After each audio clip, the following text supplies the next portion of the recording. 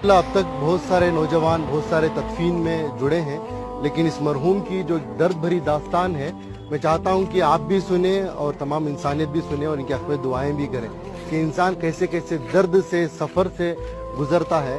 जब ये अच्छा कमाते थे, केरला में रहते थे, सऊदी को गए थे, सऊदी को जाकर 90s की बात कर रहा हूँ, उस वक्त पर इनकी सैलरी 30,000 रुपये थी।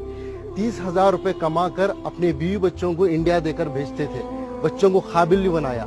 हम तो बार बार सुनते हैं कि माँ बच्चे को पेट में 9 महीने पालती है, लेकिन बाप जहन में जिंदगी भर पालता है, अपने औलाद के लिए खुद भी कुर्बानी दे देता है। लेकिन जब बाप के पास पैसा आया, यानी इस मरहूम के पास, शमशुद्दीन साहब के पास, तो इन्होंने बीवी बच्चों को सऊदी को बुला लिया। सऊदी को जब बुला लिया तो इनको भी, यानी इनके वाइफ को भी जॉब पे लगाया गया। वो जॉब करना चाहती थी शायद, तो जॉब को उनको लगाया गया, तो उनकी सैलरी हो गई 60,000, इनकी सैलरी थी 30,000। फिर कुछ ही दिन गुजरे, उनके पास कुछ पैसा आया, उनकी बीवी के पास, इनको अपनी जिंदगी से दूर कर दिया। ये एक दिन था, ये अपनी बेटी से मिलने के लिए, अपने औलाद से मिलने के लिए सऊदी में ही, जो इनकी बीवी अलग फ्लैट लेकर रहती थी, वहां पर जाते हैं। बाप अपनी बेटी की मोहब्बत में एंट्री लेता है, जाता है, बेटी दरवाजा खोलती है, बेटी बाप को देखती है, जैसे ही बाप को देखती है एकदम से दरवाजे को मूछ देती है। एक तमाचे की तरह इस मरहूम के चेहरे पर पड़ा। ये मैं नहीं कह रहा हूँ, ये इनकी खुद की जबानी है। मरने से पहले, कुछ दिन पहले इन्होंने इस वाक़े को बताया है। इसके गवाह हमारे इनायत साहब है, कहाँ है? हाँ, ये हैं। ये बता ये रहे हैं कि सऊदी से दिल दुखने के बाद, दर्द मिलने के बाद, बेंगलुरु के एक टॉप एरिया में एक बिल्डिंग में एक मैनेजर के तौर पर काम करते थे।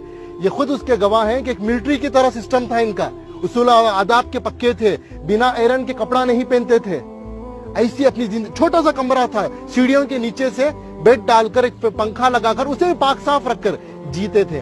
ये पूछने लगे कि भाई मैं तो समझा आप एक सिक्योरिटी गार्ड है, लेकिन आपकी ये पाकी सफाई को देखकर, आपकी ये मिलिट्री सिस्टम को देखकर, आपकी इस डिसिप्लिन को देखकर मेरे अंदर सवाल पैदा हुआ, आपकी जिंदगी में क्या हुआ? तो उन्होंने ये अपनी दास्तान सुनाई, ये दर्द बताया।